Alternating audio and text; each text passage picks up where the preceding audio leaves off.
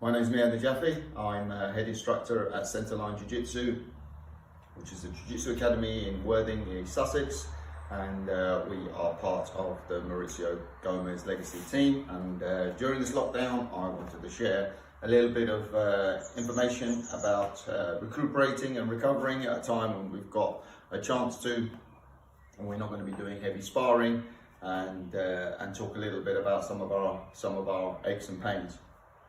So, first of all, one of the harsh realities of working Brazilian Jiu-Jitsu is that if you're doing it for any length of time, you are almost certainly guaranteed to have at least one area in your back or neck or your spine that's going to be problematic, as well as at least one area in your upper limb, as well as probably at least one area in your lower limb. Multiple injuries and aches and pains are going to be very much part of the natural process of anybody doing contact sports. That's actually almost guaranteed. And there's certain parts of the body that feel certain more pressure depending on what kind of sport and activity that you're doing. An example of that would be the neck is very much an area within grappling arts that takes a lot of pressure, and there's only a few other sports that I would say that the neck has direct compressive forces on. That would be American football, rugby, other grappling arts, wrestling, judo, but there's not that many sports that put direct pressure here into the head, or with people controlling your head like so. So that puts a certain amount of stress on certain tissues of your neck and makes the neck particularly susceptible to issues, injuries, aches, and pains. Much of that is covered in the Grapplers longevity program, which I've got a whole video, 50-minute video on the neck. It's available on the Jiu-Jitsu Brotherhood website. But really today I wanted to sort of discuss a little bit about the upper limb and a little bit about the neck, and then to move forward from there. Maybe in the next video we could do lower limb and the lower back and pelvis. So the key elements with regards to an opportunity for your body to have an ageless mobility about it, to be able to move smoothly, and again using this opportunity to recuperate from some of our adaptive changes that happen post-injury. So what happens when we usually have an injury? We have an insult to the body, and then we have an inflammatory phase, and that phase can last days. Sometimes it can last a little bit longer, and then we have an adaptive phase, which is when the body starts to adapt to the actual injury and the trauma. So usually during that adaptive phase is when we start to get tightening of the muscles, we get restriction, we get some dysfunction. So the area is not as coordinated and can be a bit clumsier than the non-injured side. And so there's a process that's involved in terms of like recovery and recuperation, and actually just a simple rule is to keep moving within the pain-free range. So that's my general port of call, is to take the body through its full expression, what it's designed to do in terms of its range of its movements, in a slow, controlled, deliberate way, within the pain-free range. So we never work through the pain. We don't. We just touch the pain. We just touch the discomfort in around 3 out of 10 for discomfort. Nothing beyond that. So let's start off with the neck. And as I said, about some of the compressive forces that go directly through the neck, which makes this area particularly susceptible to injuries, aches and pains, or when it comes to Brazilian Jiu-Jitsu particularly. Probably a little bit more so in no-gi than gi, because in gi we've got collar controls, which doesn't put the same kind of direct pressure on your neck, whereas no-gi we've got head controls and tie-ups. Guillotines are a bit more common in the no-gi game, and so all of this puts a lot more pressure on your spinal elements, and makes it much more prone to disc issues and bulges in the disc, but also with regards to wear and tear. So wear and tear is guaranteed basically if you grapple. Early wear and tear. So we will have every grappling athlete will have premature degenerative changes happening in their neck and their lower back. That's generally quite manageable. And if you do the right things that we're talking about, movement within the pain-free range and daily exercise in between your hard training sessions, then you should be able to keep much of those aches and pains at bay. Discal problems can be a little bit trickier because they can impinge on the nerve, and you've got to be a little bit more mindful of that. So let's start off with the neck. There's only a few ranges of movements that the neck actually does. One of them is flexion, extension, and then we have rotation, and then we have side bending here. Okay, there are other vectors like compression and distraction, and then we have like slide and glide movements. We don't have to worry too much about like the names of these movements, but generally we want to take the joint through the area through its full expression. So I'm going to start with just gently sliding my chin forward and backward. Sometimes I like to put my hand on my chest just to monitor where my chest is going, and from side on it looks like this, extending and retracting, extending and retracting. So this shouldn't be painful. Again, 2 or 3 out of 10 for discomfort. If you're finding any pinching sensation, any symptoms into your arm, any issues at all that in terms of like sharper pain, then please come off this exercise. Okay, so we've got forward and backward, slide and glide, and then we have just gentle flexion and extension. So again, this is slow, deliberate and controlled, so you are not slapping your head forward and backward, you're just controlling it. Tongue on the roof of the mouth, particularly if you're extending, so you don't just collapse in your neck.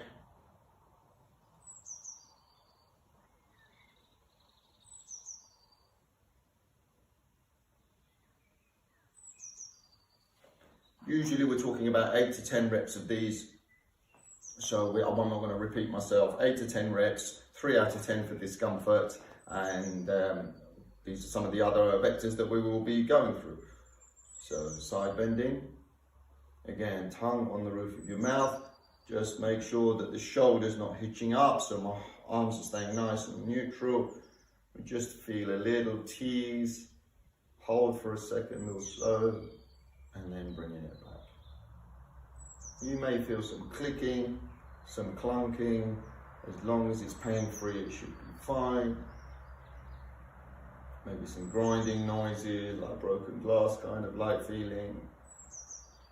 And then we're going to do rotation. 8 to 10 reps of these. Again, try and feel the muscles kind of stretching. Try and get a response to those adaptive changes that have happened from lots of micro injuries to the neck over time. So slow and controlled.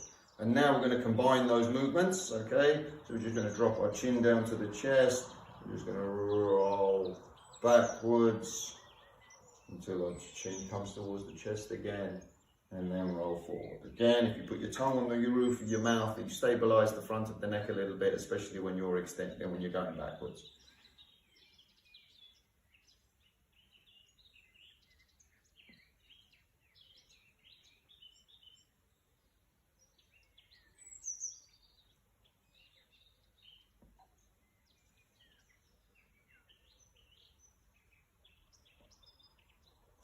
And then we had the forward and backward retraction, and now we had trying to do the side bending. This is a little bit like trickier, so you're going to just jut the side of the angle of your jaw out to the side there, okay? So you're not just dropping your ear to your shoulder, you're just angling your jaw out sideways, okay? It's almost like somebody's putting a little bit of pressure here. Chin tucked in a little bit.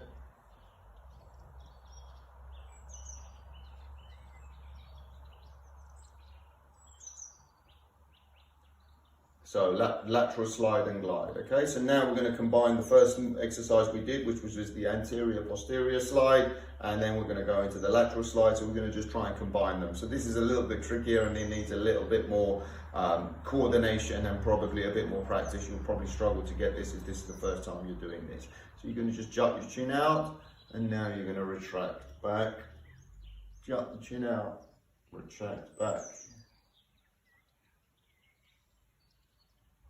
One way and the other.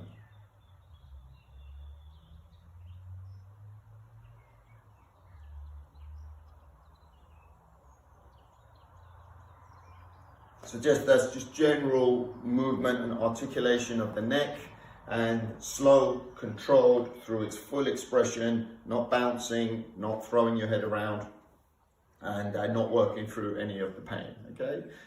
The neck is not an island alone. You have very strong shoulder girdle muscles that are designed to move the shoulder girdle, but they attach onto the neck as well, like namely the trapezius muscle, which is the diamond-shaped muscle in our back that goes like so, okay? And that comes up here. This is the trapezius. It comes up into the neck and into the skull. So we're going to work a little bit of the shoulder blade, working the shoulder blade onto the rib cage, which can take a little bit of the pressure off the neck, as well as taking pressure off the shoulder joint properly, okay? So we are just going to start off with shoulder shrugs one way.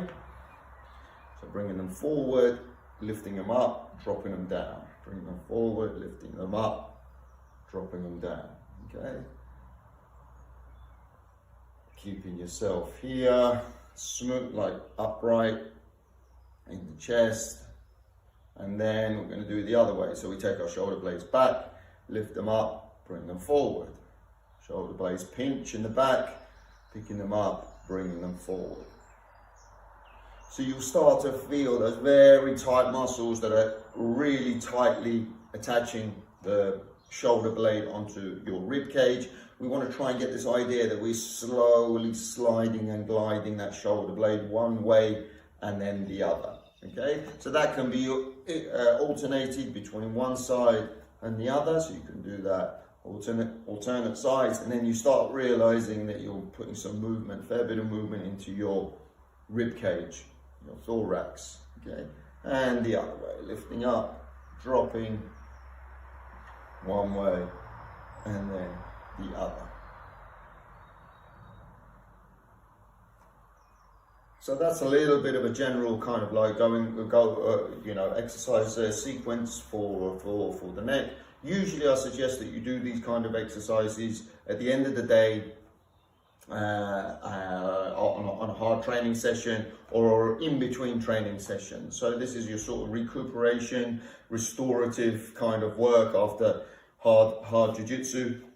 And now you have plenty of time because you're not doing any hard jiu-jitsu. So you've got an opportunity to give your tissues time to heal and recover and restore some kind of like function and smoothness in terms of quality of the movement. So we're not moving around all jagged and old like we would do when, as the body ages. We have a nice smooth movement about us going forward. So let's go on to the upper limb, okay? So the upper limb is, the body, science likes to break things down into sort of very individual parts, okay? So the shoulder joint itself is a very, very complicated joint. It's got the shoulder blade on the rib cage. It's got another joint here called the AC joint, and then there's a ball and socket joint where the upper arm meets the socket in your shoulder blade. So this basically gets broken down, the movements of the shoulder gets broken down into flexion, extension, and abduction, adduction, and then you have external rotation or internal rotation. So what you'll notice, internal rotation is what you'd get in a Kimura, and external rotation is what you'd get in an Americana. Then we have the elbow joint. And the elbow joint does flexion and extension, and then it does something else called pronation and supination. So that happens on the outside of the elbow joint. Your elbow rotates one way, pronation, and then supinate, and then you have flexion and extension. And now if we go a little bit lower down, we have the wrist, which does flexion, extension, and then it has another movement called ulnar deviation, which it goes out to the side, and radial deviation, okay? So that's breaking it down into the scientific terminology. But the reality is that you don't ever have to know what flexion is or extension is to know how your limb works. And what you'll notice is that the wrist and the elbow and the shoulder and actually the spine all work together. So when I grab something, I'm not just grabbing with my shoulder, I'm grabbing, my wrist is flexing, my elbow is flexing, my shoulder blade is retracting, my shoulder joint is extending into a more neutral position, and depending on what the resistance is, that will be other forces going through my spine as well. So the reality is that when I use my limb, I'm using the limb as a limb, not in the sense of a wrist and an elbow and a shoulder. This is very much a compound movement that the whole limb works together. If that's a choke, even like a basic thing like a choke, is that like when I retract my shoulder blade back on the rib cage, I flex my elbow, I even flex my wrist, and sometimes you can put a slight ulnar deviation through the wrist as well to make your choke stronger. So I'm saying all this because I want you to sort of like realize that the whole is greater than the sum of the parts, and the actual limb itself works as a very integrative way. So it's really difficult to separate into this tissue and that tissue if you want to be doing functional exercise and you want to be doing functional recovery. So let's start with, okay, so we're just going to start off with a few rotations of the shoulder in this circular movement, okay, and this is just going to be quite relaxed. We're going one way and then the other way. Again, you know how many reps you're doing, 8 to 10 within the pain-free range, okay, going across you. Now we're going to go across for the next vector, so we're cutting across in this movement. And then we're going to go the other way. So again, if you're finding any pinching, any pain, we come off that movement, or we make the circles smaller. So instead of going really tight across you, you might want to go just a little bit across you at a little bit of an oblique angle, like so. Okay. And this should be fine for most of us. And now we're going to have the arm behind us, and we're going to try and keep looking forward. So we're just trying to create a little bit of stretch through the chest, and we are rotating the shoulder. And again, it's not a pure movement, it's one way and then the other. You're trying to write an O on the screen behind you while looking forward. If I look back, then I'm not challenging my shoulder in the same way. Another one of the exercises which you see a lot is rotation, like so. This Stula does quite a lot of this, quite a lot of movement people do this movement. So we gotta be careful because the shoulder blades, they come forward a little bit, and because there's a slight angle in this direction, we don't want our arms out at 180 degrees. We just close the angle 10 degrees on each side. And now we're gonna take the palm up, look at the palm facing up, this thumb goes down, and then we go the other way. Okay, and if you want, you can start integrating the lower body here. So we turn one way and turn the other. Again, it shouldn't be painful, no pinching, smooth, controlled, and deliberate movement. So this is protracting my shoulder, it's moving my shoulder blade forward, as well as rotating the limb inside of its of the ball and socket joint. So we have rotations one way, and then we have rotations the other way. Then you can start making circles above you, okay? One way and the other. And then we can do rotation, blending forward, circle one way and circle the other. The next phase of it would be to integrate some of those movements, so you can do front and then back, front and back. Or you can go the other way one way, and the other, one way, and then the other. So these are things for you to be aware of. And then we have also this one, which was 1, and then 2. Okay, so again, these are kind of quite complex movements now, but you understand the principles. I'm giving you plenty for you guys to work with and to explore with your bodies. This next exercise is actually something that comes from some of the stick work that I've done in the past and the Filipino martial arts, but this is also a really good way to really get a shoulder blade and the shoulder working together. So you're going to retract, almost like a throwing motion, like I'm hitting a stick, like a hitting-less stick, what we call a number 1. Okay, be a number 1 in Filipino martial arts. But we're going to be here, 1, 2, like so. Okay, and now you start really seeing that my upper body is very intimately connected with anything that my shoulder does. If I'm going to, for example, if I'm going to do an Americana, when you want to take the pressure off the Americana, what you do, you raise your hips up. Or when you're going to get a Kimura, what you want to do, you want to take the pressure off by bringing your head forward, taking the extreme rotation out by moving your body. So the body is fully integrated into the upper limb. And you've got to see it as a whole. And that's why, breaking it up into individual vectors, it's okay because it gives you an understanding of the body in a little bit of a better way, but you guys understand the limb way better than any anatomical textbook can tell you because you're using your limb all the time. So that's a general movement sequence for the shoulder and the shoulder girdle. And now we're going to come into the elbow. And the elbow does take a little bit of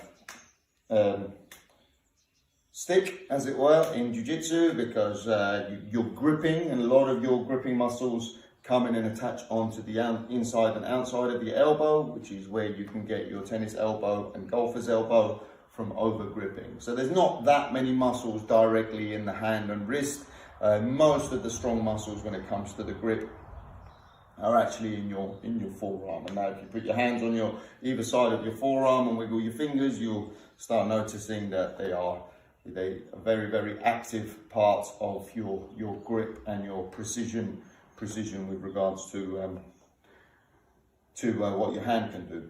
So elbow was flexion and extension, and then rotation, pronation and supination, which is this rotation type of movement that takes the palm up and down. So we're going to do a couple of really basic integrated exercises here. So we are going to open up the elbow like so, and then we're going to bring it back down.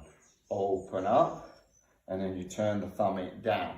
So you go palm up, open, and then we go palm down, and then bring the palms down in towards each other again. Palms up, open, and palms down. So you can start sometimes feeling that really sort of teasing those muscles apart around the elbow joint, one way, and then the other. And now we can do it the other way. So now you're going to be palm up, arms extended, and now you're going to flex in, and then you bring the palms down. And you're going the other way around, okay?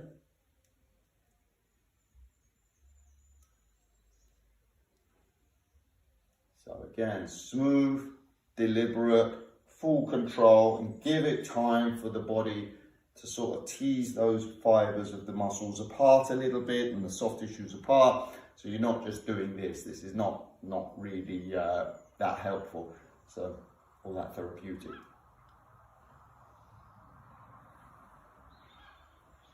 So there are some other things that you could do with the elbow, but as you can see, it's quite a simple joint if you compare it to what the shoulder girdle is capable of, which is way more sophisticated. Yeah, the shoulder girdle is much more the shoulder joint, and shoulder girdle itself is much more complex and versatile than obviously the elbow. So now we're going to come back to come to the hand, which is the biggest marvel of engineering known in the universe. You think about like the complex tasks that the hand is capable of, and the complex tasks actually that we do in Brazilian Jiu-Jitsu, from control, from collar grips, and from monkey grips to C-shaped grips when we're going about the wrist, the way that we control lapel and the jacket when we fold it. So it requires a very sophisticated amount of fine motor control here, and it's a very interesting bit of anatomy as well. We have small joints here in the wrist, and then you have some knuckle joints that work into this joint. So as I said, the wrist actually does the flexion extension, and then it does the ulnar deviation and the radial deviation. And then we have movement within our fingers, which happens at these knuckles, which is flexion and extension. And then we've got adduction and abduction as well. So we can take it away from the midline and then add it to the midline. And one of the most versatile things that makes our hand extremely versatile is the ability for our thumb to oppose and to go to the tips of our fingers, which allows us to do a lot of more fine motor control. And if you see monkeys, for example, they don't have opposable thumbs, and they're picking things up with very basic grips. So generally, grips with our thumb, with working with our fingers, are power grips, and our thumb working in terms of precise grips. Our thumbs need to be active, and they oppose. So usually when we're doing chin-ups, or we're really controlling somebody, like let's say in a kimura or something, we might control initially here in a C-shaped grip, but when we want power, our thumb comes with our hand, and that goes the same with our gable grips, and so on and so forth.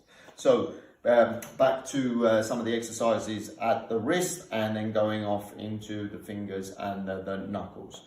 Another thing that I wanted to just mention is that the gi game and the no gi game is quite different on the pressures that it puts on the hand, particularly the small joints of the fingers and the knuckles. So gi game is particularly hard on the fingers, and you will be guaranteed early degenerative changes, particularly in your distal interphalangeal joints, your dips, which are at the tips of your fingers here, and you've probably seen it in those more experienced jiu-jitsu guys. They've got these bulbous knuckles, and that's early signs of degenerative change. They're called Heberden's nodes. That doesn't really matter, it's just a name, but it's just something for you to be aware of. And then however heavy the gi game, the no gi game can be on the neck and other parts of the body, it's actually relatively easier on the knuckles and fingers.